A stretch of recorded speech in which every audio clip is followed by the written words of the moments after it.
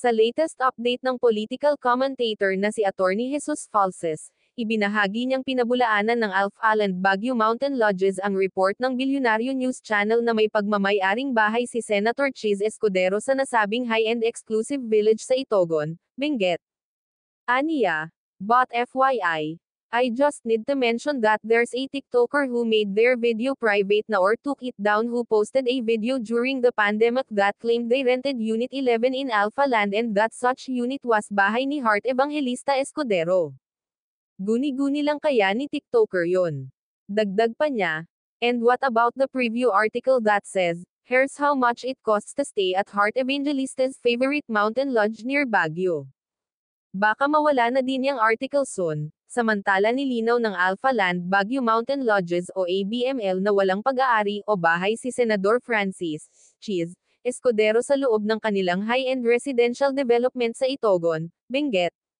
Sa isang pahayag na ipinadala sa pamamagitan ng text, sinabi ng pamunuan ng ABML na bagamat hindi nila isinasa publiko ang listahan ng kanilang mga residente dahil sa privacy at security reasons, nakumpirma nilang walang bahay na nakarehistro sa pangalan ng senador o ng anumang kumpanyang konektado sa kanya.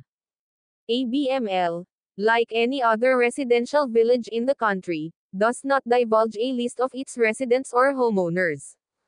However, we are able to confirm that there is no home listed as owned by Senador Chis Escudero or any company associated with him, ayon sa pamunuan ng ABML.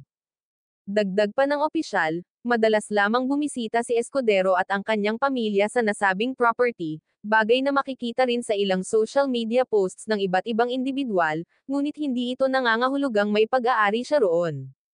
We are aware that he and his family are occasional visitors to the property, as can be gleaned from numerous social media posts by various parties. Mrs. Escudero, being a long-time member of Alpha Land Balesin Island Club, is allowed the privilege to use the facilities of ABML, dagdag ng opisyal. Ang Alpha Land Baguio Mountain Lodges ay isang exclusive mountain residential project ng Alpha Land Corporation, na kilala sa kanilang mga luxury lodges na may magagandang tanawin. Sister property ito ng Alpha Land Balesin Island Club sa Quezon Province. Batay sa 2024 Statement of Assets, Liabilities, and Net Worth o SALN ni Escudero, wala siyang idineklarang pag-aari o interes sa Alpha Land o anumang real estate sa Baguio o Benguet, patunay na walang katotohanan ang mga kumakalat na alegasyon.